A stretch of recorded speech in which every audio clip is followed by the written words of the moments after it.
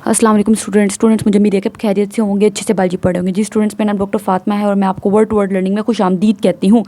जी students, अब हम functioning of kidney start करते हैं। इससे पहले हमने किडनी का सारा स्ट्रक्चर डिटेल में पढ़ लिया है, एक्सटर्नल स्ट्रक्चर, इंटरनल स्ट्रक्चर। इसके अलावा मैंने आपको बताया किडनी के अंदर ना छोटे छोटे से वर्कर्स किडनी ने रखे हुए हैं, छोटी छोटी फैक्ट्रीज हैं जो किडनी के लिए काम करती हैं। और किडनी का क्या काम होता है? यूरिन बनाना। ऐसे ही है ना, किडनी ने क्या करना है? यूरिन बनाना है। यूरिन कैसे बनता है? किडनी ने किडनी की तरफ जो भी ब्लड आ रहा है, ब्लड किसके ज़रिए से आ रहा है? रीनल आर्टरी के ज़रिए से आ रहा है। किडनी ने इस रीनल आर्टरी को देखना है और देखना है कि इस ब्लड के अंदर कोई वेस्ट मटेरियल है और कोई एक्स्ट्रा पानी तो नहीं है, एक्स्ट्रा साल्ट तो नहीं है। जितना ब्लड के अंदर होना चाहिए उतना ही है। जितनी आपने चैप्टर नंबर 3 में प्लाज्मा की कॉम्पोजिशन पढ़ी ना, क्या उतना ही वाटर है, क्या उतना ही साल्ट है, ज़्यादा तो नहीं है। तो इसने अगर ज़्यादा हुआ तो उसको पकड़ लेना है और उसको पकड़ के अपने वर्कर से कहना है कि इसका यूरिन बना दो। इस वेस्ट मटीरियल को थोड़े से पानी में डाल के इसका यूरिन बना दो। ठीक हो गया। तो ये छोटे छोटे वर्कर्स किडनी ने रखे हुए हैं जिनको नेफ्रॉन्स कहते हैं। अब हर नेफ्रॉन का काम क्या होता है? यूरिन बनाना। अब क्वेश्चन पैदा होता है कि हर नेफ्रॉन कैसे यूरिन बनाता है, अब वो डिटेल में पढ़ेंगे। ठीक है, इसमें 3 स्टेप्स होते हैं सिर्फ यूरिन फॉर्मेशन में। ठीक है, हर नेफ्रॉन का क्या काम होता है? यूरिन फॉर्मेशन करना। ठीक है, अब हर नेफ्रॉन यूरिन कैसे बनाता है उसको डिटेल में स्टार्ट करते हैं। ठीक है, इसमें ना सबसे पहले मैं आपको एक कॉन्सेप्ट देना चाहती हूँ जो मैं पहले आपको पिछले लेक्चर में दे चुकी हूँ। अगर आपने पिछला लेक्चर अच्छे से सुना था तो पिछले लेक्चर के एंड पे मैंने आपको चीज़ बताई थी, लेकिन इधर वो चीज़ दोबारा बताना ज़रूरी है क्योंकि यहाँ पे उसका बहुत ज़्यादा रोल है। ठीक है, एक बार दोबारा बस डिस्कस कर लेते हैं, ज़्यादा लंबी बात नहीं करेंगे, छोटी सी बात करेंगे। जी स्टूडेंट्स, मैंने आपको कहा था बॉडी के अंदर हर जगह क्या होता है, आपने ये बात याद रखनी है कि आर्टरी जब भी किसी ऑर्गन के अंदर एंटर होती है तो वो टूट जाती है आर्टीरियोल के अंदर। याद है आपको? और आर्टीरियोल ने फिर किस में टूटना होता है? और आर्टीरियोल ने टूटना होता है छोटी छोटी कैपिलरीज़ के अंदर। और वो जो कैपिलरीज़ होती हैं वो मज़ीद टूट जाती हैं और क्या बनाती हैं? वेन्यूल्स बनाती हैं। सॉरी, कैपिलरीज़ आपस में मिलती हैं और मिलके वेन्यूल्स बनाती हैं। ऐसे होता है ना, पूरी बॉडी के अंदर ऐसे ही होता था। ये चैप्टर नंबर 2 में मैंने आपको डिटेल में बताया था। और इन वेन्यूल्स ने फिर आपस में मिलने और मिलके वेन बना देनी होती है। लेकिन किडनी में ऐसा नहीं होता। किडनी में होता तो ऐसा ही है कि कोई भी आर्टरी किडनी के अंदर कौन सी आर्टरी एंटर करती है, आप मुझे बताएं? Renal artery. अब जब किडनी के अंदर वो आर्टरी एंटर करेगी, सही हो गया, वो आएगी, वो छोटी छोटी आर्टीरियोल्स के अंदर ही टूटेगी। और इन आर्टीरियोल ने क्या करना है? फिर मज़ीद टूटना है छोटी छोटी कैपिलरीज़ के अंदर। लेकिन इन कैपिलरीज़ को चाहिए था कि चल मिलके वेन्यूल्स बनाएं, लेकिन यहाँ पे इन्होंने वेन्यूल्स नहीं बनानी। यहाँ पे इन कैपिलरीज़ ने मिलके दोबारा आर्टीरियोल बना देनी है। ठीक, और वो आर्टीरियोल मज़ीद टूटेगी, दोबारा टूट के इसी की तरह, जिस तरह ये आर्टीरियोल्स टूटती थी ना, कैपिलरीज़ बनाती थी, इसी तरीके से इन आर्टीरियोल्स ने दोबारा टूट के कैपिलरीज़ बनानी है। बस काम थोड़ा लंबा हो गया है। और कैपिलरीज़ ने दोबारा आपस में मिलके क्या करना है? वही काम जो कैपिलरीज़ ने करना होता है, वेन्यूल बनाना है। और वेन्यूल ने फिर क्या बनानी है? वेन बनानी है। ये काम किडनी के अंदर चल रहा होता है। ये बात आपने बस थोड़ी सी अच्छे से याद कर लेनी है, कोई मुश्किल नहीं है। ठीक हो गया, मैंने अलग से आपके लिए लिख दी है। ठीक, ये काम हो रहा होता है कहाँ पे? किडनी के अंदर, सिर्फ किडनी के अंदर काम चल रहा है। अच्छा, होता है ऐसा क्यों होता है? इसमें भी एक मकसद है।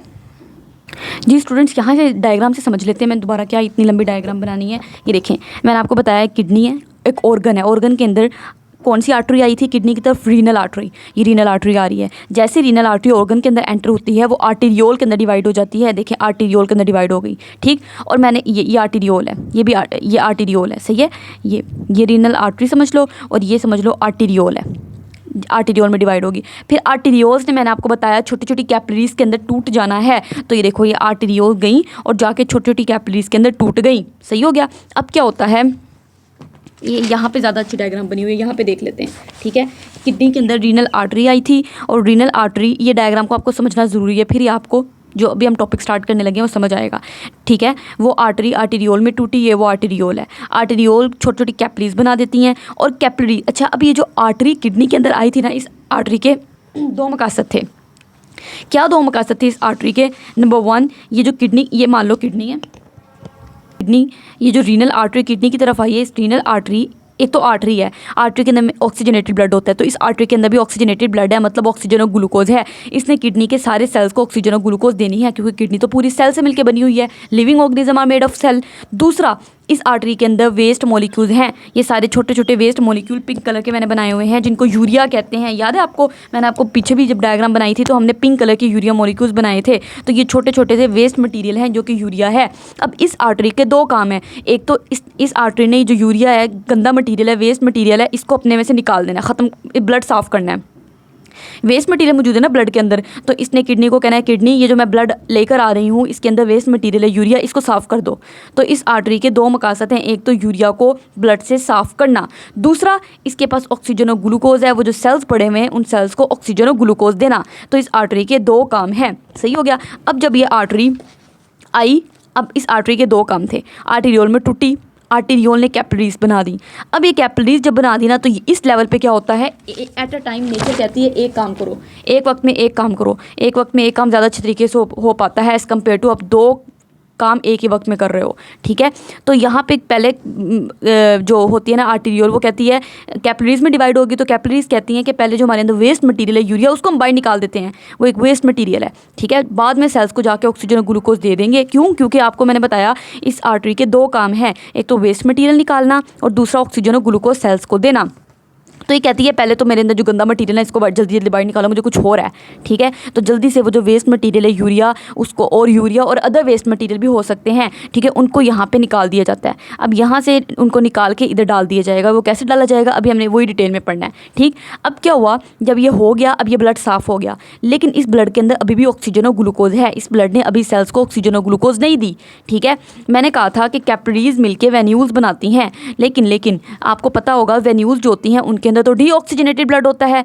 क्योंकि हमने बाकी सारे टिश्यूज़ में पढ़ा कि at the level of capillaries क्या हुआ था। कैपिलरीज वाला टॉपिक अगर आपने मेरे साथ डिटेल में पढ़ा है चैप्टर नंबर 3 में, तो हमने बहुत अच्छे से बात की थी कि कैपिलरीज के लेवल पे क्या होता है, जो सेल्स के अंदर ऑक्सीजन होती है, जो सेल्स होते हैं वो ऑक्सीजन ले लेते हैं, और जो अपने उन सेल्स के अंदर कार्बन डाइऑक्साइड थी वो उन्होंने उस ब्लड में डाल दी थी, और वो जो ब्लड था वो गंदा हो गया था। तो उस ब्लड को, गंदे ब्लड को हमने वेन्यूल कह दिया था, क्योंकि उस ब्लड के अंदर कार्बन डाइऑक्साइड है। लेकिन ये तो वो ब्लड है जिस ब्लड ने अभी ऑक्सीजन सेल्स को दी ही नहीं और ना उनसे भी कार्बन डाइऑक्साइड ली है। ये तो ब्लड अभी साफ ब्लड है। ठीक है, तो इसलिए मैं इस ब्लड को अभी डीऑक्सीजनेटेड ब्लड नहीं कह सकती, और डीऑक्सीजनेटेड ब्लड नहीं है तो मैं इसको वेन्यूल भी नहीं कह सकती, क्योंकि वेन्यूल के अंदर ही तो डीऑक्सीजनेटेड ब्लड होता है। वेन्यूल्स के अंदर हमेशा डीऑक्सीजनेटेड ब्लड होता है, वेन्स के अंदर भी डीऑक्सीजनेटेड ब्लड होता है। तो जब इसके अंदर डीऑक्सीजनेटेड ब्लड ही नहीं है तो मैं इसको कैसे वेन्यूल कह दूं। सही हो गया। तो मैंने दोबारा ये कैपिलरीज आपस में मिल गई, और इन कैपिलरीज ने दोबारा, आगे देखो डायग्राम बनी हुई है, ये कैपिलरीज दोबारा मिल गई, इन्हीं कैपिलरीज ने दोबारा आपस में मिलकर आर्टेरियोल बना दिया। ठीक है, क्यों? क्योंकि अभी भी ये ऑक्सीजनेटेड ब्लड ही है, अभी भी इस ब्लड के अंदर ऑक्सीजन है, ग्लूकोज है, साफ ब्लड है। अब ये आर्टेरियोल आगे जाएगी, आगे जाके कहेगी अब मैं अपना दूसरा काम करती हूँ। मेरे दो मकसद थे, एक मेरा मकसद था कि अपने में से यूरिया रिमूव कर देना, यूरिया मैंने रिमूव कर दिया है। दूसरा मेरा मकसद था सेल्स को ऑक्सीजन देना, ग्लूकोज देना। अब मैं अपना दूसरा मकसद पूरा कर लेती हूँ। तो इस आर्टेरियोल ने जाना है, जाके छोटी छोटी कैपिलरीज के अंदर टूट जाना है। ये देखें, ये आर्टेरियोल जारी है, जारी जारी जारी जारी जारी है, और ये देखें छोटी कैपिलरीज के अंदर टूट गई। ठीक, इन कैपिलरीज ने क्या करना है, ये जो आपकी सारी लूप होती हैं, बेशक ये वाली ट्यूब है, पीसीटी है, प्रॉक्सिमल कॉन्वोल्यूटेड ट्यूब्यूल है, या लूप ऑफ हेनले है, या डिस्टल कॉन्वोल्यूटेड ट्यूब्यूल है, इन तमाम के इर्द गिर्द लिपट जाना है इन कैपिलरीज ने। और इन कैपिलरीज के अंदर जो कि अच्छा ब्लड है, साफ ब्लड है, ऑक्सीजन है, ग्लूकोज है, वो इसने इनको दे देना है। ठीक है, क्योंकि मैंने आपको बताया था ट्यूब्स भी तो सारी सेल से मिलके बनी हुई है ना। ये ट्यूब जो मैंने नेफ्रॉन आपको पढ़ाया था, तो इन सेल्स को, ये जो ट्यूब्स के सारे सेल्स हैं, इन सेल्स को इस तरह न्यूट्रॉन ऑक्सीजन मिल गई। अब वो अपना काम करेंगे, काम करने के बाद जो उन्होंने कार्बन डाइऑक्साइड निकालनी है, वेस्ट मटेरियल निकालना है, वो निकाल के उन्होंने इस ब्लड में डाल देना है। अब ये ब्लड गंदा ब्लड हो जाएगा। तो जब वो ब्लड गंदा ब्लड हो गया है तो अब हम कहेंगे कि कैपिलरीज ने मिलके वेन्यूल, अब हम कहेंगे कि कैपिलरीज ने मिलके वेन्यूल बना देना है।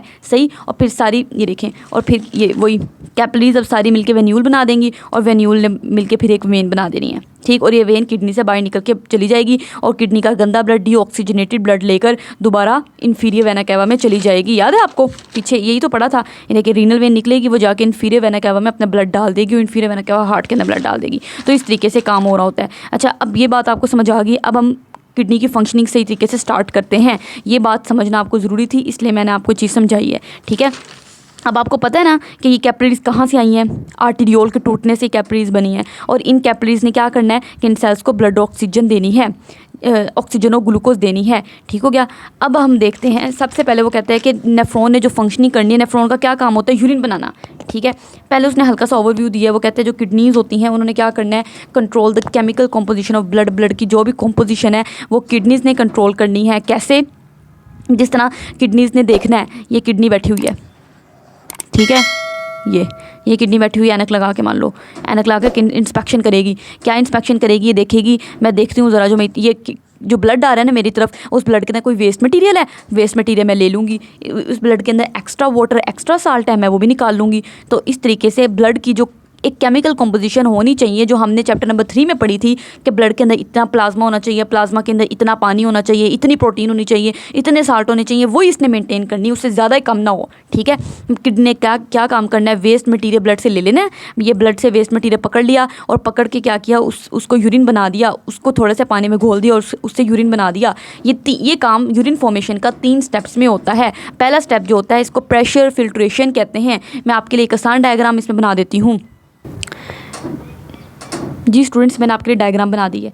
अब ये देखें, ये डायग्राम कैसी है, इसमें ये याद है आपको ये क्या आ रही है, ये मैंने क्या डायग्राम बनाई है, ये आर्टीरियोल आ रही है। ठीक है, सबसे पहले आर्टरी थी, किडनी के अंदर जो एंटर हुई वो आर्टरी छोटी छोटी आर्टीरियोल में टूटी, ये आर्टीरियोल है, सही है। और वो आर्टीरियोल आगे आके कैपिलरीज में टूट गई। और इस कैपिलरीज को ख़ास तौर पर, ये स्पेशल कैपिलरीज हैं, इन कैपिलरीज को हमने क्या नाम दिया हुआ है, ग्लोमेरुलस।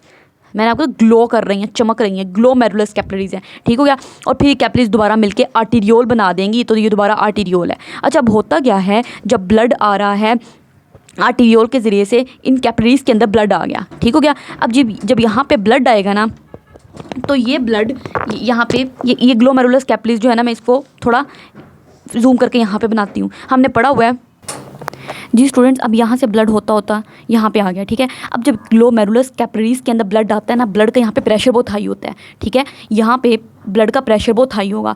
इस हाई प्रेशर की वजह से क्या होगा, बड़े मॉलिक्यूल, ब्लड के जो बड़े मॉलिक्यूल है ना, छोटे मॉलिक्यूल से अलग हो जाएंगे। आपने ना एक चीज़ पढ़ी होगी, एक प्रोसेस होता है जिसको फिल्ट्रेशन कहते हैं। फिल्ट्रेशन एक ऐसा प्रोसेस होता है जिसमें बड़े मॉलिक्यूल छोटे मॉलिक्यूल से सेपरेट हो जाते हैं। ठीक है, ये सेपरेशन फिल्ट्रेशन क्या है, सेपरेशन हो जाना स्मॉल मॉलिक्यूल की फ्रॉम द लार्जर मॉलिक्यूल। जिस तरह मैं आपकी डेली लाइफ से आपको एग्जांपल देती हूँ, ठीक है, फ्रॉम लार्जर वंस। इसकी डेफिनेशन याद करने की ज़रूरत नहीं, बस आपको पता होना चाहिए फिल्ट्रेशन होता क्या, बड़े मॉलिक्यूल का छोटे मॉलिक्यूल से अलग हो जाना। जिस तरह घरों में फिल्टर प्लांट, वाटर प्लांट लगे होते हैं, वाटर फिल्टर्स लगे होते हैं ना पानी की फिल्ट्रेशन के लिए। अब उन फिल्टर में क्या होता है, पानी जाता है। जब पानी जाता है ना, तो उन फिल्टर्स के अंदर छोटे छोटे सुराख होते हैं। अब इन छोटे छोटे सुराख में से बहुत छोटे छोटे सुराख होते हैं, इतने छोटे होते हैं कि उनमें से पानी तो आराम से गुजर के आगे चला जाता है, ये पानी चला गया। लेकिन जो पानी के अंदर छोटे छोटे ज़र्रात थे, सैंड पार्टिकल्स थे, कोई मिट्टी थी, वो पार्टिकल्स इन छोटे छोटे सुराखों के लिए वो इतने बड़े होते हैं क्योंकि वो इनमें से नहीं पास कर सकते, वो ऊपर ही रह जाते हैं। ठीक है,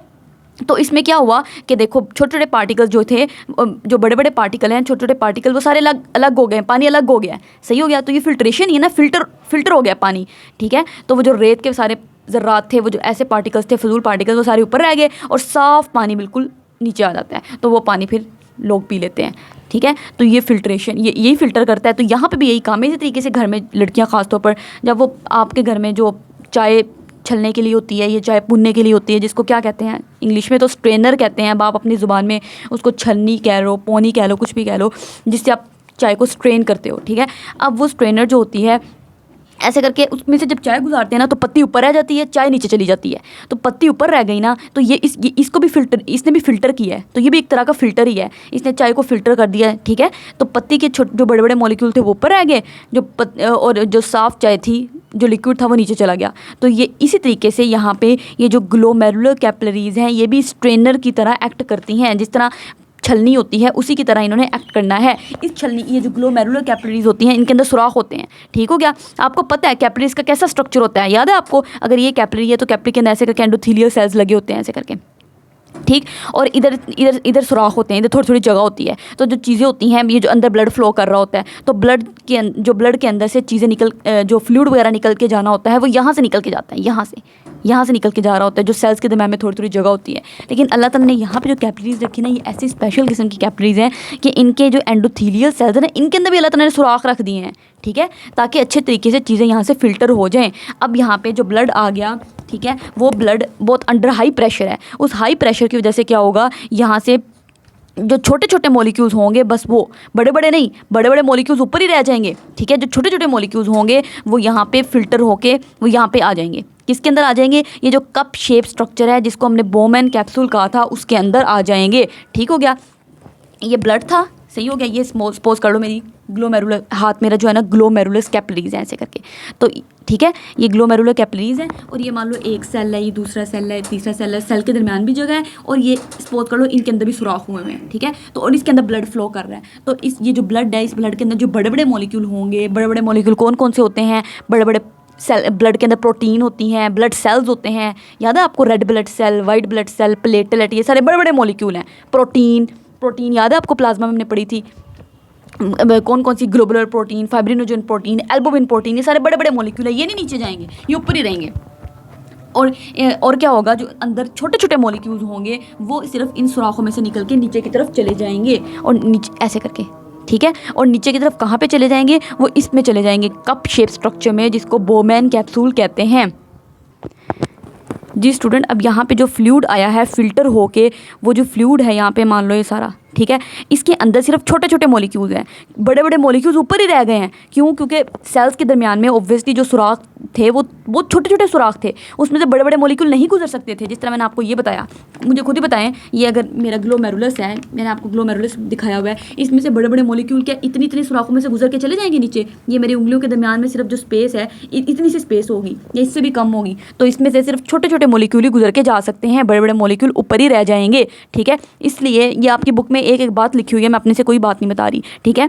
तो जो स्मॉल मॉलिक्यूल्स होंगे वो सिर्फ नीचे आ जाएंगे। अब कौन स्मॉल मॉलिक्यूल कौन कौन से होते हैं? वाटर के बड़े स्मॉल मॉलिक्यूल होते हैं, बहुत छोटे छोटे मॉलिक्यूल होते हैं, वो आराम से इन छोटे छोटे जो कम जगह है, जो तंग जगह है, जो कम स्पेस है, इसको पास कर लेते हैं, ठीक हो गया। दूसरा, यहाँ पे आप ना याद करने के लिए इस तरह याद कर लो, नमकीन, साल्ट और मीठा, ग्लूकोज, ठीक है। साल्ट के मॉलिक्यूल भी, ग्लूकोज के मॉलिक्यूल भी बड़े छोटे छोटे होते हैं। इसी तरीके से फिर एक वेस्ट मटेरियल था हमारा यूरिया के मॉलिक्यूल भी बहुत छोटे छोटे होते हैं। तो ये चार चीज़ें आपने इस तरह करके याद कर लेनी है, ठीक है। वैसे तो अमाइनो एसिड्स के मॉलिक्यूल भी होते हैं, ठीक है, आगे जाके उसने इसकी बात की है, लेकिन यहाँ पे अमाइनो एसिड्स की वो बात नहीं कर रहा, ठीक है। तो ये मॉलिक्यूल होते हैं पानी के अंदर नमकीन, साल्ट डाल दो, मीठा ग्लूकोज डाल दो, और ग्लूकोज मीठा होता है ना और साल्ट नमकीन होता है, इस तरह याद करने में आसानी हो जाएगी। और एक वेस्ट मटेरियल यूरिया डाल दो। तो ये सारे छोटे छोटे मॉलिक्यूल्स हैं जो यहाँ पे आ चुके हैं। कहाँ पे आ चुके हैं? बोमैन कैप्सूल के अंदर आ चुके हैं, ठीक है। ये सारा बोमैन कैप्सूल है ना, कप शेप्ड स्ट्रक्चर। तो इस प्रोसेस को क्या कहते हैं? इस प्रोसेस को कहते हैं प्रेशर फिल्ट्रेशन। क्यों प्रेशर फिल्ट्रेशन कहते हैं? वालेकुम स्टूडेंट्स, मुझे उम्मीद है कि आप खैरियत से होंगे, अच्छे से बायोलॉजी पढ़ोगे। जी स्टूडेंट्स, अब हम यूरिन फॉर्मेशन कर रहे थे। यूरिन फॉर्मेशन का पहला स्टेप प्रेशर फिल्ट्रेशन हमने डिटेल में पढ़ लिया है। अब हम सेकंड स्टेप और थर्ड स्टेप करेंगे, ठीक है। बहुत आसान है, लेकिन ये बहुत इंपॉर्टेंट है फंक्शनिंग ऑफ किडनी। आपसे शॉर्ट क्वेश्चन ये भी आ सकता है, define pressure filtration, define reabsorption, मतलब फंक्शनिंग ऑफ यूरिन फॉर्मेशन में बताएं रीअब्जॉर्प्शन क्या होती है। अंदर से बहुत बेतहाशा MCQ बन सकते हैं। आपको मैं पढ़ाऊंगी तो आप खुद ही देख लीजिएगा कितने ज़्यादा MCQ हैं, ठीक है। ट्यूबुलर सिक्रीशन, ये एक शॉर्ट क्वेश्चन बन सकता है, ठीक हो गया। तो इनको MCQ के लिए भी आपने प्रिपेयर करना है और शॉर्ट क्वेश्चन के लिए भी प्रिपेयर करना है। कोई भी शॉर्ट क्वेश्चन वो आपसे पूछ सकते हैं, क्योंकि इस चैप्टर में से आपको पता है कितने शॉर्ट क्वेश्चन आने हैं, 3 शॉर्ट क्वेश्चन आने हैं, ठीक है, कम तादाद नहीं है। तो जी स्टूडेंट्स, अब हम रीअब्जॉर्प्शन स्टार्ट करते हैं। पहले मैं आपको बोर्ड पे थोड़ा सा समझा देती हूँ, हल्का सा ओवरव्यू, दोबारा बोर्ड की भी ज़रूरत पड़ेगी। ये देखिए स्टूडेंट्स, ये हमारा बोमैन कैप्सूल है, खूबसूरत सा, ठीक हो गया। इस बोमैन कैप्सूल में आपको पता है यहाँ पे एक आर्टीरियोल आई थी, और वो आर्टीरियोल यहाँ पे आके टूट गई थी, और यहाँ पे हमारे पास ग्लोमेरुलर कैपिलरीज बन गई थी। ऐसे ही था ना, ये ग्लोमेरुलर कैपिलरी बन गई, और दोबारा फिर हमारे पास ये आर्टीरियोल बन गई। और इस आर्टीरियोल ने, याद है आपको किडनी में ऐसे ही होता है ना, ये देखिए मैंने आपको पहले सारा ये लेआउट दिया हुआ है। कैपिलरी, आर्टीरियोल आई, आर्टीरियोल ग्लोमेरुलर कैपिलरीज में टूटी, ग्लोमेरुलर कैपिलरीज ने दोबारा मिलकर आर्टीरियोल बनानी है, ग्लोमेरुलर कैपिलरीज ने दोबारा मिलकर आर्टीरियोल बना दी, और इस आर्टीरियोल ने फिर दोबारा कैपिलरीज के अंदर टूटना है। इसको दोबारा आप कैपिलरीज के अंदर तोड़ देते हैं, ये कैपिलरी है। और उस कैपिलरी ने क्या करना है, आपके सारे किडनी को सराउंड कर लेना है ऐसे करके, ठीक है। वैसे तो इसकी इर्द गिर्द लिपटी होती है, लेकिन मैं इसके इर्द गिर्द लिपटूंगी तो बहुत ज़्यादा गंद पड़ जाएगा, तो इसलिए मैं इसको यहाँ पे बना रही हूँ। क्योंकि ये वैसे तो समझ आ रही है ना आपको, ये ऐसे लिपटी होगी, मतलब ऐसे करके इसकी इर्द गिर्द होती है, क्योंकि इसने इनके सेल्स को न्यूट्रॉन ऑक्सीजन सप्लाई देनी है। लेकिन इस तरह मैं बनाऊँगी तो सही तरीके से आपको समझ नहीं आएगा, समझ आने में आपको मुश्किल पेश आना शुरू हो जाएगी। तो इसलिए हम ना इसको ऐसे ही बनाते हैं कि ब्लड, ऐसे ब्लड है और ये हमारी ट्यूब्यूल है। ठीक हो गया। चलें स्टूडेंट्स, अब ये देखें, आपको पता है कि यहाँ से चीज़ें फ़िल्टर हुई थी और फ़िल्टर होकर यहाँ पे आ गई थी, बोमेन कैप्सूल के अंदर आ गई हैं। अब बोमेन कैप्सूल के अंदर ग्लोमेरुलर फिल्ट्रेट पड़ा हुआ है, ये सारा आपका ग्लोमेरुलर फिल्ट्रेट है। इस ग्लोमेरुलर फिल्ट्रेट के अंदर ग्लूकोज है, इस ग्लोमेरुलर फिल्ट्रेट के अंदर मेरा साल्ट है, इसके अंदर एक गंदा मॉलिक्यूल यूरिया है और इसके अंदर पानी के मॉलिक्यूल हैं, वाटर के मॉलिक्यूल हैं, ये चीज़ें मौजूद हैं। अब खुद ही सोचें, ये वो ग्लूकोज है। अब इससे आगे ना ये चीज़ें आपको पता है ना बोमेन कैप्सूल के अंदर कहाँ पे आ चुकी हैं, यहाँ पे आ चुकी हैं, यहाँ पे ये जो ग्रीन वाला पार्ट है, ठीक है, इसके अंदर आ चुकी हैं। अब यहाँ से इन्होंने आगे जाना है और अल्टीमेटली तो यूरिन बन जाएगा। तो अगर ये इस तरह, तो मेरा सारा ग्लूकोज, मेरा सारा साल्ट, इंपॉर्टेंट साल्ट जो मैंने खाने में खाया, वो सारा मेरा यूरिन के अंदर लॉस्ट हो जाएगा। ये तो वो ग्लूकोज है जिसको खाने के लिए मैंने इतनी तगोदो की थी, मेरे पेरेंट्स ने कमाया था मेरे लिए, ठीक है, दिन रात एक करके, और फिर हमने उसका खाना खाया और खाना खा के ग्लूकोज, हमने खाने को ग्लूकोज में तोड़ा था और ग्लूकोज को स्मॉल इंटेस्टाइन से एब्जॉर्ब करवाया था, याद है आपको, और उसको ब्लड में डाला था। ये वही तो ग्लूकोज ब्लड के अंदर मौजूद था। अब वही ग्लूकोज मैं क्या इतनी आराम से, इतनी आसानी से जाने दूँ, इसको यूरिन में जाने दूँ? इस तरह तो मेरी ज़िंदगी का मकसद ही पूरा नहीं हुआ। मतलब क्या होता है, इंसान मतलब अच्छा कमाता है, फिर अच्छा खाता पीता है, ये तकरीबन इंसान की ज़िंदगी का मकसद होता है ना, कि स्टेबल हो, अच्छा कमाए, अच्छा खा पी सके। अल्टीमेटली तो ये ग्लूकोज ही लेना हमारा मकसद है ना। ठीक हो गया। अब ये जो ग्लूकोज है ना, ये आया और मैं इसको आराम से, इतनी आसानी से क्या मैं इसको यूरिन में जाने दूँ? ऐसा नहीं होगा। इस ग्लूकोज को दोबारा मुझे ब्लड में डालना ज़रूरी है, क्योंकि ये ग्लूकोज तो मेरी असल जो मेरी कीमती चीज़ है, ये ग्लूकोज, ये कोई आम चीज़ नहीं है। ठीक है। इसी तरीके से साल्ट, कुछ इंपॉर्टेंट साल्ट्स होते हैं, वो भी मैं उनको भी, क्योंकि इससे जो आगे चीज़ बनी है वो यूरिन बनना है। ठीक हो गया। जो इससे आगे सारा ट्यूब्यूलर पार्ट है, तो ट्यूब्यूलर पार्ट से इसने आगे जाना और आगे जाके इसने अल्टीमेटली यूरिन बना देना है और यूरिन ने बॉडी से बाहर चले जाना है। तो इतना इंपॉर्टेंट ग्लूकोज मैं बॉडी से बाहर नहीं जाने दे सकती। बड़े इसी तरीके से साल्ट भी, बहुत इंपॉर्टेंट साल्ट्स होते हैं, वो भी मैं बॉडी से बाहर नहीं जाने दे सकती। तो इसलिए अल्लाह ताला ने क्या किया, यहाँ पे एक और दूसरा स्टेप रख दिया कि चलो गलती से ग्लोमेरुलस ने जो चीज़ें, अच्छी चीज़ें जो फ़िल्टर कर दी थी, ग्लूकोज हो गया, साल्ट हो गया, वो चीज़ें जो गलती से फ़िल्टर हो गई थी, चलो कोई मसला नहीं, उनको दोबारा हम ब्लड में डाल देते हैं, उनको दोबारा ब्लड में रीअब्जॉर्ब कर देते हैं। दोबारा ब्लड में डालना क्या होता है? री मीन्स अगेन होता है, दोबारा ब्लड में डालना, रीअब्जॉर्प्शन। री का मतलब हमेशा अगेन होता है, कहते हैं रीस्टार्ट करें, दोबारा स्टार्ट करते हैं। तो रीअब्जॉर्प्शन क्या है? दोबारा उनको ब्लड में डाल दिया जाता है, इस ग्लूकोज को, साल्ट को और पानी को भी। इवन पानी भी मैं अपना सारा लॉस नहीं कर सकती। ठीक हो गया। पानी को भी ब्लड में डाल दिया जाएगा। हाँ, यूरिया एक गंदा मॉलिक्यूल है, इसको दोबारा ब्लड में नहीं डालना, इसको इधर ही पड़ा रहने दो। ठीक हो गया। तो आपको समझ आ रही होगी। तो इस प्रोसेस को कहते हैं रीअब्जॉर्प्शन। तो अब हमने पढ़ना है नेफ्रॉन के डिफरेंट पार्ट्स के अंदर रीअब्जॉर्प्शन होती है। जिस तरह के ये जो पार्ट है ना नेफ्रॉन का, आपको पता है ये वाला पार्ट कौन सा पार्ट होता है? पीसीटी पार्ट होता है। ऐसे ही है ना, ये वाला देखिए थोड़ा, एक तो रीनल कॉर्पुसल के पास है और दूसरा थोड़ा मुड़ा हुआ है, तो इसलिए हम इसको प्रॉक्सिमल कॉन्वोल्यूटेड ट्यूब्यूल कहते थे। यह हमने नेफ्रॉन का जो पार्ट्स पढ़े थे, डिटेल में पढ़ा था। तो ये वही पार्ट है, पीसीटी पार्ट। हमने ये, अब क्वेश्चन पैदा होता है कि यहाँ पे किस चीज़ की रीअब्जॉर्प्शन होगी, फिर लूप ऑफ हेनले में किस चीज़ की रीअब्जॉर्प्शन होगी, फिर डीसीटी, डिस्टल कॉन्वोल्यूटेड ट्यूब्यूल में किस चीज़ की रीअब्जॉर्प्शन होगी। रीअब्जॉर्प्शन का मतलब है कि वो जो ग्लोमेरुलर फिल्ट्रेट यहाँ पे फिर रहा है, इस ग्लोमेरुलर फिल्ट्रेट के अंदर बहुत अहम चीज़ें हैं, उन अहम चीज़ों को दोबारा ब्लड में डाल देना। ब्लड कहाँ से आया? आपको मैंने वही तो आपको बताया, यहाँ पे सारी कैपिलरीज नहीं जा रही, ये सारी कैपिलरीज हैं, तो इन कैपिलरीज के अंदर ब्लड ही होता है। तो यहाँ से चीज़ों को हम पकड़ के ब्लड में डाल देंगे। ये देखें आपकी बुक में कितना अच्छा उन्होंने बनाया भी हुआ है। यहाँ पे जो ग्लोमेरुलर फिल्ट्रेट आ रहा है ना, इसके अंदर जो सारी अच्छी चीज़ें उनको दोबारा ब्लड में डाल दिया गया, तो इसको रीअब्जॉर्प्शन कह रहे हैं। देखें इसी तरीके से इधर लूप ऑफ हेनले का जो ये वाला लिम्ब है, इसको क्या, कौन सा लिम्ब कहा था? Descending limb. तो डिसेंडिंग लिम्ब के अंदर देखें रीअब्जॉर्प्शन हो रही है। कुछ चीज़ें ग्लोमेरुलर फिल्ट्रेट के अंदर जो यहाँ पे मौजूद थी, उनको यहाँ से ब्लड में डाला जा रहा है। सही हो गया। तो ग्लोमेरुलर फिल्ट्रेट से ये जो यहाँ पे मौजूद था, यहाँ से चीज़ों का ब्लड में जाना, या ये कह लो ये पूरा नेफ्रॉन ही है ना, नेफ्रॉन से चीज़ों का ब्लड में जाना, इसको कहते हैं रीअब्जॉर्प्शन। सही हो गया। ये देखें यहाँ से नेफ्रॉन जो है वो ब्लड में जा रही, नेफ्रॉन से चीज़ें ब्लड में जा रही हैं, इसको रीअब्जॉर्प्शन कहेंगे। यहाँ से चीज़ें नेफ्रॉन से ब्लड में जा रही हैं, रीअब्जॉर्प्शन कहेंगे। यहाँ से चीज़ें नेफ्रॉन से ब्लड में जा रही हैं, इसको रीअब्जॉर्प्शन कह रहे हैं। इवन यहाँ से भी चीज़ें कलेक्टिंग डक्ट से भी कुछ चीज़ें जो हैं वो ब्लड में जा रही हैं, तो इसको रीअब्जॉर्प्शन कहेंगे। तो रीअब्जॉर्प्शन क्या है, चीज़ों का कहाँ से जाना, नेफ्रॉन से ब्लड के अंदर जाना। ये देखें सारा नेफ्रॉन ही है ना आपके वाला सारा, तो नेफ्रॉन से चीज़ें ब्लड के अंदर जा रही हैं। क्यों जा रही हैं, क्योंकि वो मेरी बहुत फ़ायदेमंद चीज़ें हैं, मैं उनको लॉस्ट नहीं कर सकती, मैं उनको यूरिन के अंदर नहीं फेंक सकती, वही तो मेरी बहुत फ़ायदेमंद चीज़ें हैं। अब देखते हैं कौन सी चीज़ कहाँ पे रीअब्जॉर्ब होती है, यहाँ पे कौन कौन सी चीज़ें ब्लड में जाती हैं, यहाँ पे कौन कौन सी चीज़ें ब्लड में जाती हैं, यहाँ पे कौन कौन सी चीज़ें जाती हैं। अब हमने ये देख लेना है। चलिए हम यहीं पे देख लेते हैं। जी स्टूडेंट्स, ये आपको समझ तो आ रहा है ना। ये देखें, ये हमारा क्या है, ये वो सारा ग्लोमेरुलर फिल्ट्रेट है। अब इसके ये हमारे पास पहला वाला पार्ट कौन सा होता है, इस वाले पार्ट का क्या नाम है, मुझे बताएं। इस वाले पार्ट को हम कहते हैं प्रॉक्सिमल कन्वोल्यूटेड ट्यूब्यूल। ये वाला जो पार्ट होता है, ये वाला जो सारा पार्ट है, ये वाला सारा जो ट्विस्टेड पार्ट है, इस ट्विस्टेड पार्ट को क्या कहते हैं, इसको कहते हैं प्रॉक्सिमल कन्वोल्यूटेड ट्यूब्यूल।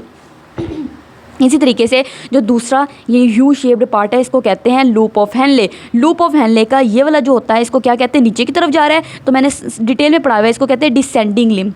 ठीक है, डिसेंडिंग लिम्ब।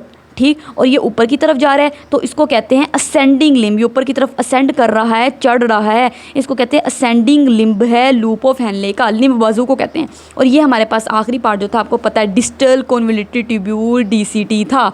मैं शॉर्ट फॉर्म में लिख रही हूँ। अब क्या हुआ, ग्लोमेरुलर फिल्ट्रेट यहाँ पे आया, इसके अंदर PCT के लेवल पे क्या होता है, ये ग्लोमेरुलर फिल्ट्रेट यहाँ से यहाँ पे आएगा ना। तो इस PCT के लेवल पे क्या होगा, इस ग्लोमेरुलर फिल्ट्रेट के अंदर जितना भी ग्लूकोज है, जितना भी अमाइनो एसिड्स है, और साल्ट, काफ़ी ज़्यादा साल्ट और बहुत ज़्यादा पानी, ठीक है, वो यहाँ से ब्लड में डाल दिया जाएगा। तो PCT के लेवल पे कौन कौन सी चीज़ें ब्लड के अंदर आ रही हैं, बहुत ज़्यादा ग्लूकोज आ रहा है, ठीक हो गया। और क्या चीज़ें आ रही हैं, अमाइनो एसिड्स आ रहे हैं। और क्या चीज़ें आ रही हैं, काफ़ी ज़्यादा साल्ट आ रहा है, ठीक है। और क्या चीज़ें आ रही हैं, काफ़ी ज़्यादा पानी भी आ रहा है, वाटर भी आ रहा है। तो ये सारी चीज़ें हमने पकड़ के ब्लड में डाल दी। अब खुद ही सोचें, जो अब आपका इसको ग्लोमेरुलर फिल्ट्रेट है, जो अब यहाँ पे जा रहा है, उसके अंदर क्या मौजूद होगा, अब थोड़ा सा पानी होगा उसके अंदर, इस ग्लोमेरुलर फिल्ट्रेट के अंदर। और क्या होगा, थोड़े बहुत भी साल्ट मौजूद होंगे, ठीक है, क्योंकि हमने थोड़े से साल्ट यहाँ पे रीअब्जॉर्ब करवाए थे, ज़्यादा नहीं करवाए थे, थोड़े से ब्लड में डाले थे, सही है। सारा ग्लूकोज ब्लड में डाल दिया था, सारे अमाइनो एसिड्स ब्लड में डाल दिए थे। मतलब जो मैंने खाना खाया, पहले तो खाने को ब्लड में डालो, तो सारा खाना यहाँ पे ब्लड में डाल दिया जाएगा, सारा ग्लूकोज, सारे अमाइनो एसिड्स, कुछ पानी, कुछ साल्ट, ठीक हो गया। तो यही बात उन्होंने आपकी यहाँ पे लिखी हुई है। इसको बुक से वर्ड टू वर्ड पढ़ लेते हैं। क्या बुक में यही लिखा हुआ है, वो कहते हैं रीअब्जॉर्प्शन क्या होती है, ग्लोमेरुलर फिल्ट्रेट जो था, अब वो आगे आना शुरू हो जाएगा नेक्स्ट पार्ट ऑफ नेफ्रॉन के अंदर, जिसको रीनल ट्यूब्यूल कहते हैं। ये देखें, पहले ये बोमेन कैप्सूल के अंदर था ग्लोमेरुलर फिल्ट्रेट, अब ये बोमेन कैप्सूल से कहाँ पे आएगा, अगले पार्ट ऑफ नेफ्रॉन के अंदर आएगा, जिसको क्या कहते हैं, रीनल ट्यूब्यूल। नेफ्रॉन के दो पार्ट थे ना, पहला पार्ट था रीनल कॉर्पुसल, दूसरा पार्ट था रीनल ट्यूब्यूल। तो पहले रीनल कॉर्पुसल के अंदर था, अब वो रीनल ट्यूब्यूल के अंदर ग्लोमेरुलर फिल्ट्रेट मूव करेगा। ये ग्लोमेरुलर फिल्ट्रेट है, ये सारा ग्लोमेरुलर फिल्ट्रेट जा रहा है, करके जाएगा, ठीक हो गया, सही हो गया। अब वो कहता है कि जब वो आगे आएगा ना, तो बहुत सी इसके अंदर यूज़फुल मटेरियल्स हैं, बहुत फ़ायदेमंद मेरी चीज़ें हैं भाई, ठीक है। इतनी जो फ़ायदेमंद चीज़ें हैं ना, इनको मैं रीअब्जॉर्ब करवा लेती हूँ, दोबारा मैं इनको वापस डाल दूँगी, कहाँ से, ग्लोमेरुलर फिल्ट्रेट से ब्लड के अंदर। ये जो मेरी सारी फ़ायदेमंद चीज़ें हैं, मैंने इनको दोबारा ग्लोमेरुलर फिल्ट्रेट से ब्लड के अंदर डाल देना है, सही हो गया, ठीक हो गया। अब वो कहता है ब्लड कैपिलरीज़ के अंदर मैंने इनको डाल देना है। वो ब्लड कैपिलरीज़ कहाँ पे हैं, रीनल ट्यूब्यूल के इर्द गिर्द होती हैं, जो सराउंडिंग द रीनल ट्यूब्यूल, जो रीनल ट्यूब्यूल को सराउंड कर रही हैं। ये देखें, बहुत सी ये ग्लोमेरुलर फिल्ट्रेट यहाँ पे मूव कर रहा है, ठीक है, ये सारा ग्लोमेरुलर फिल्ट्रेट है। सपोज कर लो ये वाला येलो वाला ग्लोमेरुलर फिल्ट्रेट मैंने बना दिया, ये वाला, ठीक, ये ग्लोमेरुलर फिल्ट्रेट यहाँ पे जा रहा है। इस ग्लोमेरुलर फिल्ट्रेट के अंदर जो मेरी इंपॉर्टेंट यूजफुल मटीरियल था, उसको यहाँ से रीअब्जॉर्ब करवा लिया जाएगा, कहाँ पे, ब्लड कैपिलरीज़ के अंदर। वो ब्लड कैपिलरीज़ कहाँ पे मौजूद है, वो इस ट्यूब्यूल को सराउंड कर रही है, नज़र आ रहा है, ये सारी ब्लड कैपिलरी है, ये सारी ब्लड कैपिलरी है जो आपके ट्यूब्यूल को सराउंड कर रही है। तो उस ब्लड कैपिलरीज़ के अंदर जो ब्लड है ना, उस ब्लड के अंदर हमने वो यूज़फुल मटेरियल ग्लोमेरुलर फिल्ट्रेट से पकड़ के डाल देना है, सही हो गया। अगली बात वो कह रहा है, अच्छा अब मैंने आपको बताया सबसे पहले PCT आती है, प्रॉक्सिमल कन्वोल्यूटेड ट्यूब्यूल। तो PCT में हमने कौन कौन सी चीज़ें डालनी है, PCT ये जो पहले वाला पार्ट है, कन्वोल्यूटेड पार्ट है, तो इसमें हमने बहुत ज़्यादा पानी डाल देना है। इस लेवल पे हमने क्या करना है, PCT के लेवल पे मैंने क्या करना है, वो जो ग्लोमेरुलर फिल्ट्रेट था ग्रीन वाला, उस ग्लोमेरुलर फिल्ट्रेट के अंदर जो ब्लड पानी था, बहुत ज़्यादा पानी, ठीक है, और उसके अंदर सारा ग्लूकोज, 100% ग्लूकोज, और सारा मेरा अमाइनो एसिड जो मैंने खाना खाया था, मेरा ग्लूकोज जो मैंने खाना खाया था, मेरा अमाइनो एसिड गलती से यहाँ पे आ गया इस ग्लोमेरुलर फिल्ट्रेट के अंदर, वो सारा दोबारा से हम वापस ब्लड में डाल देंगे PCT के लेवल पर, सही हो गया। और मोस्ट ऑफ द साल्ट, ज़्यादातर साल्ट कुछ सारा साल्ट नहीं, ज़्यादातर साल्ट हमने उसको भी रीअब्जॉर्ब करवा लिया है, उसको ब्लड में डाल दिया है। ये देखें यहाँ से ग्लोमेरुलर फिल्ट्रेट से पकड़ के उनको हमने ब्लड में डाल दिया है, ठीक है। किस लेवल पे? पीसीटी के लेवल पे, प्रॉक्सिमल कन्वोल्यूटिव ट्यूब्यूल के लेवल पे। तो आपसे ये क्वेश्चन पूछेंगे कि पीसीटी के लेवल पे कौन कौन सी चीज़ें रीअब्जॉर्ब हो रही हैं, ठीक है। आगे हम बात करते हैं। आगे वो कहते हैं लूप ऑफ हेनले की 2 लिम्स हैं, डिसेंडिंग लिम्ब है, असेंडिंग लिम्ब है। याद है आपको ये लूप ऑफ हेनले है।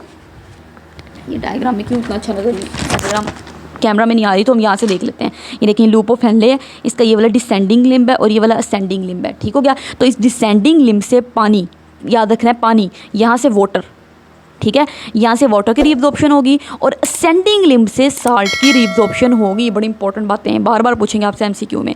डिसेंडिंग लिम्ब से पानी को यहाँ से पकड़ के ब्लड में डाला जाएगा और ascending limb of loop of Henle में जब हमारा वो ग्लोमेरुलर फिल्ट्रेट ये येलो वाला आ जाएगा तो इसमें से साल्ट को पकड़ के ब्लड में डाल दिया जाएगा, ठीक हो गया। तो हर पार्ट का अपना अपना काम है, सही हो गया। तो descending limb of loop of Henle को अल्लाह ताला ने क्या काम दिया है कि तुमने वाटर को रिब्जॉर्ब करवाना है, पानी को पकड़ा उसको ब्लड में डाल देना है, सही हो गया। लेकिन जो ascending limb of loop of Henle है, जो ऊपर की तरफ जा रहा था, उसका क्या काम है? साल्ट को पकड़ना और साल्ट को पकड़ के ब्लड में डाल देना, उसको रीअब्जॉर्ब करवा देना। आखिरी पार्ट बच गया डीसीटी के लेवल पे। अब क्या काम होता है, कौन सी चीज़ों की रीअब्जॉर्प्शन होती है, क्योंकि रीअब्जॉर्प्शन तो यहाँ भी हो रही है, ठीक है। यहाँ पे भी कुछ पानी अभी भी बच गया था उस ग्लोमेरुलर फिल्ट्रेट के अंदर। खुद ही सोचिए वो जो ग्लोमेरुलर फिल्ट्रेट है ये येलो वाला बेचारा, इसके अंदर से सब कुछ तो मैंने छीन लिया है, पानी भी छीन लिया, ग्लूकोज भी छीन लिया, अमाइनो एसिड भी छीन लिया, साल्ट भी छीन लिए, बस यूरिया बचा है इसके अंदर। अभी यूरिया नहीं कहीं एब्जॉर्ब हुआ, कहीं देखा आपने यूरिया को दोबारा ब्लड में डाला हो? नहीं, क्योंकि वो गंदी चीज़ है, उसको ब्लड में हम क्यों दोबारा डालें? ब्लड तो मेरा साफ़ है, ठीक है, ब्लड को तो मैंने साफ़ करना है, ब्लड में उसको दोबारा नहीं डालना। तो यूरिया यहीं पड़ा हुआ है, यूरिया के गंदे मॉलिक्यूल्स यहीं पे पड़े हुए हैं। तो यूरिया के मॉलिक्यूल्स को हम शुरू से किस कलर से बना रहे हैं? पिंक कलर से। तो यहाँ पे हम पिंक कलर बना लेते हैं, सारे यूरिया के मॉलिक्यूल्स है, यूरिया के मॉलिक्यूल्स हैं, सही हो गया। तो यूरिया के मॉलिक्यूल मौजूद है और थोड़ा सा पानी अभी भी बच जाएगा, सही है। अगरचे काफ़ी पानी हमने यहाँ पे भी खींच लिया था और ब्लड में डाल दिया था, यहाँ पे भी ले लिया था, यहाँ पे भी डीसीटी के लेवल पे भी ले लिया, लेकिन फिर भी थोड़ा सा पानी बच जाएगा, थोड़ा सा बिल्कुल। यूरिया को अपने अंदर हल कर लेगा और अब वो यूरिन बन जाएगा और वो यूरिन फिर बाहर निकल के आ जाएगा, सही हो गया। तो इस तरीके से वो कहता है कि कुछ पानी जो है उसको रीअब्जॉर्ब कर लिया जाएगा डीसीटी के लेवल पे, डीसीटी के लेवल पे और कलेक्टिंग डक्ट के लेवल पर। ये जो डिस्टल कन्वोल्यूटिव ट्यूब्यूल है और जो कलेक्टिंग डक्ट है, इन दोनों के लेवल पे सिर्फ पानी को रीअब्जॉर्ब किया जाएगा। क्यों? क्योंकि बाकी सारी चीज़ें तो हमने पहले बेचारे ग्लोमेरुलर फिल्ट्रेट में से निकालनी है।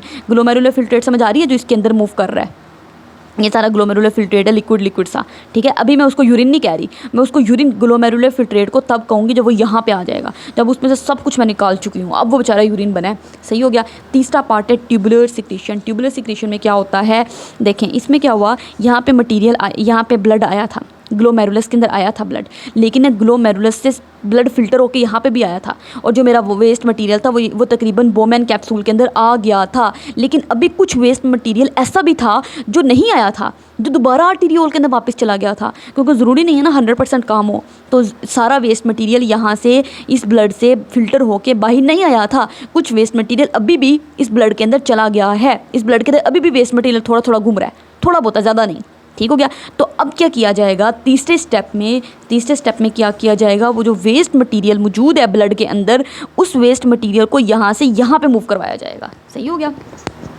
तीसरे स्टेप में क्या किया जाएगा, वो जो ब्लड के अंदर वेस्ट मटेरियल है उसको यहाँ से यहाँ पे मूव करवाया जाएगा, इस ब्लड से नेफ्रॉन के अंदर डाल दिया जाएगा। क्यों? क्योंकि ब्लड के अंदर हमने कोई साफ़ चीज़, कोई गंदी चीज़ रखनी नहीं है, ब्लड के अंदर साफ़ चीज़ें सिर्फ होनी चाहिए, गंदी चीज़ कोई नहीं होनी चाहिए। तो अगर अभी भी कोई गंद मौजूद है, अभी भी कोई वेस्ट मटीरियल रह गया था जो यहाँ से नहीं फ़िल्टर हुआ था, कोई मसला नहीं है, हम उसको दोबारा जब ब्लड यहाँ से गुजर रहा होगा ना, तो इस लेवल पर हम दोबारा उस ब्लड में से वो वेस्ट मटीरियल पकड़ के इसमें डाल देंगे, चलो भाई तुम इस नेफ्रॉन में चले जाओ, ठीक है। तो इस प्रोसेस को कहते हैं ट्यूबुलर सिक्रीशन, सही हो गया। मान लो ये जिस तरह मैं अगर यहाँ पे आपको बना के दिखा दूँ,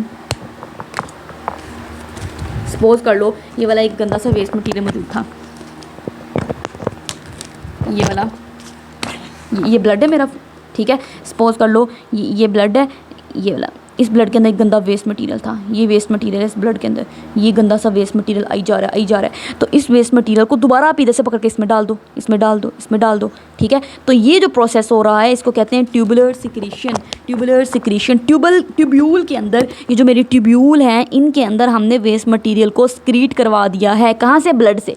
ये जो ब्लड है ना, इस ब्लड से वेस्ट मटेरियल पकड़ा, इधर डाल दिया, ब्लड से वेस्ट मटेरियल पकड़ा, यहाँ डाल दिया, ब्लड से वेस्ट मटेरियल पकड़ा, इस नेफ्रॉन के अंदर डाल दिया। इस प्रोसेस को हम कहते हैं सिक्रीशन।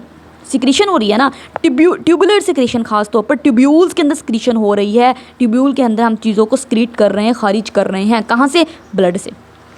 ठीक वही कह रहा है कि जब यूज़फुल मटेरियल सारा हमने ब्लड से रीअब्जॉर्ब कर लिया, जो भी मेरा इस ब्लड के अंदर रीअब्जॉर्ब कर लिया, ये मेरा ग्लोमेरुलर फिल्ट्रेट था ना, जो मेरा इसके अंदर जितना भी यूज़फुल मटेरियल था, मैंने जो खाना खाया, ग्लूकोज, अमाइनो एसिड, साल्ट, पानी, वो सब मैंने जब रीअब्जॉर्ब कर लिया ना, दूसरे स्टेप में यही काम हुआ है ना, जब वो मैंने सारा रीअब्जॉर्ब कर लिया, अब क्या होगा? कुछ अभी भी वेस्ट मटीरियल मौजूद है ब्लड के अंदर, वो वेस्ट मटीरियल को हम स्क्रीट कर देंगे। कहाँ से? ब्लड कैपिलरीज से इनटू द रीनल ट्यूब्यूल। ये जो ब्लड कैपिलरीज हैं, इन ब्लड कैपिलरीज से वेस्ट मटीरियल को दोबारा इन ये जो ट्यूब्यूल बनी हुई हैं, इन ट्यूब्यूल के अंदर डाल दिया जाएगा, इन ट्यूब्यूल के अंदर डाल दिया जाएगा। तो इस प्रोसेस को क्या कहते हैं? जो ट्यूब्यूल है यहाँ से इधर डाल दिया जाएगा।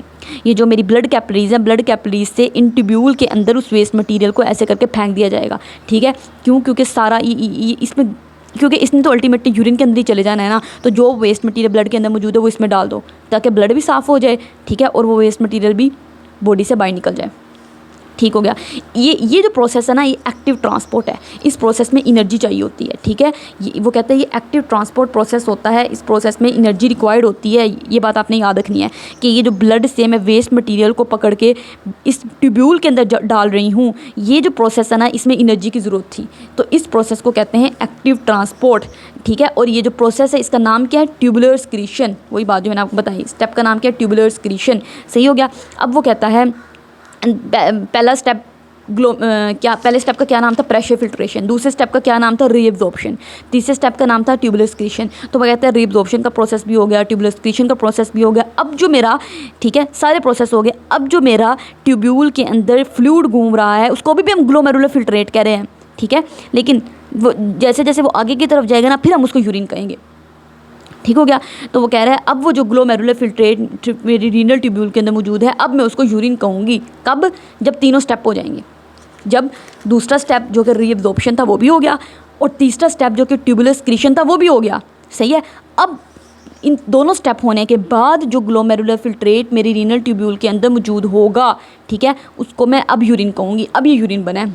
सही हो गया। तो यूरिन क्या होगा? अब ये ऑल नेफ्रॉन्स, इसी तरीके से सारे नेफ्रॉन्स यूरिन बनाते रहेंगे।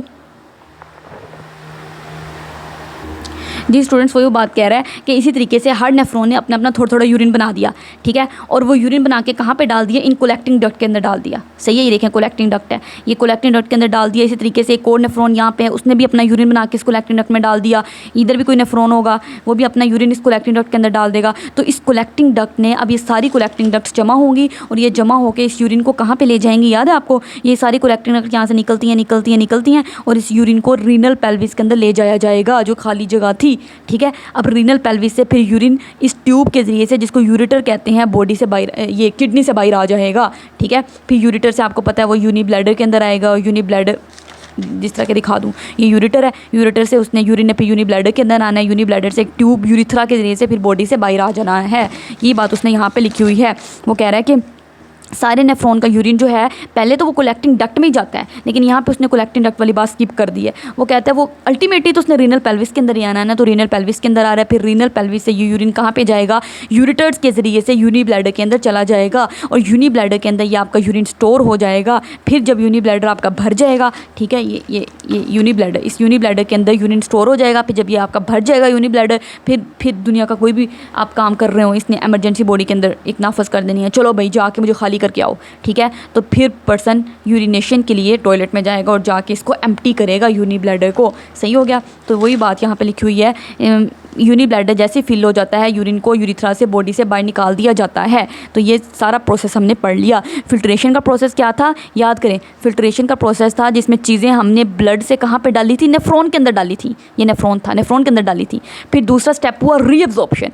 रीअब्जॉर्प्शन में हमने क्या किया? चीज़ें दोबारा नेफ्रॉन से डाली ब्लड के अंदर, दोबारा चीज़ें नेफ्रॉन से पकड़ी, नेफ्रॉन से दोबारा ब्लड के अंदर डाल दी, ये रीअब्जॉर्प्शन था। फिर तीसरा प्रोसेस था ट्यूबुलर एक्सक्रीशन, जिसमें ब्लड के अंदर जो गंदी चीज़ें थी, अभी भी जो वेस्ट मटेरियल था उसको जो रह गया था, जो यहाँ से नहीं फ़िल्टर हुआ था, वो अभी भी यहाँ से होता यहाँ से यहाँ पे आ गया था ना, तो वो जो वेस्ट मटेरियल है उसको दोबारा हमने ब्लड से नेफ्रॉन में डाल देना है। तो वही बात लिखी हुई है, वेस्ट मटेरियल को दोबारा ब्लड से नेफ्रॉन में डाल देना, इस प्रोसेस को एक्सक्रीशन कहते हैं। तो ये तीनों चीज़ें हमने डिटेल में अच्छे से पढ़ ली, उम्मीद है कि आपको अच्छे से समझ आई होगी।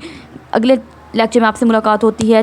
काइंडली हमारे चैनल को सब्सक्राइब कर दें, अपने फ्रेंड के साथ शेयर करें, लाइक करें। अल्लाह हाफिज़।